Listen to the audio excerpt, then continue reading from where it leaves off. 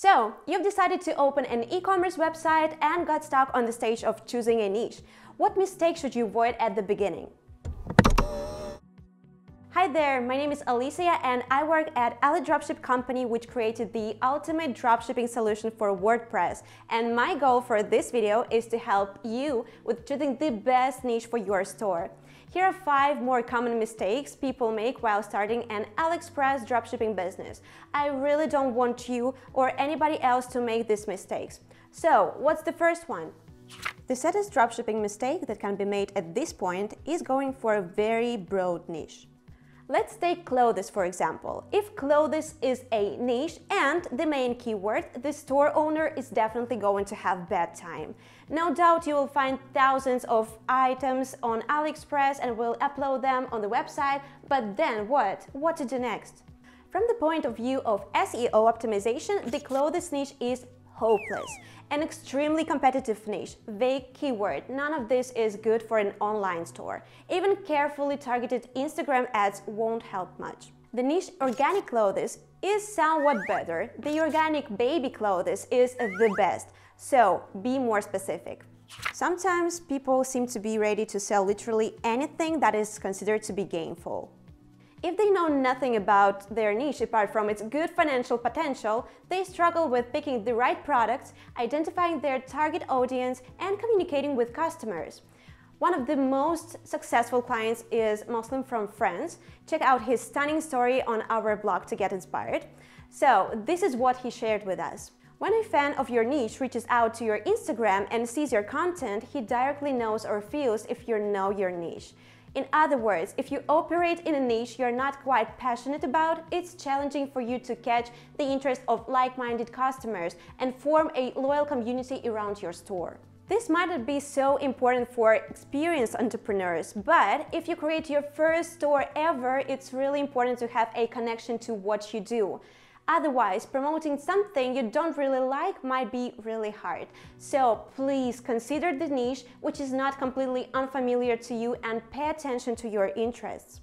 Imagine you spent some time and effort in building a suitable store, invested money in paid ads, and then found out that there are not enough high-quality AliExpress items to add to your store. You can promote and sell a single product. However, in our experience, to have a successful dropshipping business, you need to publish at least 20 in your store. But that's still not enough.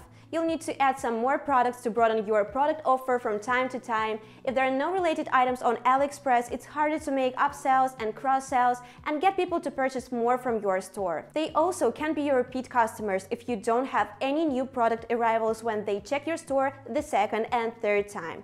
So, be sure to consider this even if niche idea you've got looks perfect at first sight.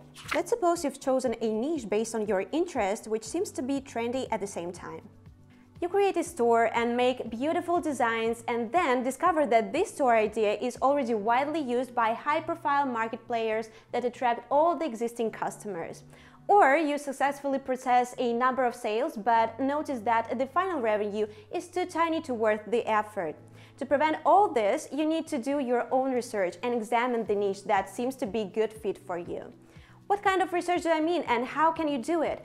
Check this article on our blog to learn our proven method. There is another way to do the same task. Try our free dropshipping niche tool for this purpose. I will leave the link in the description below.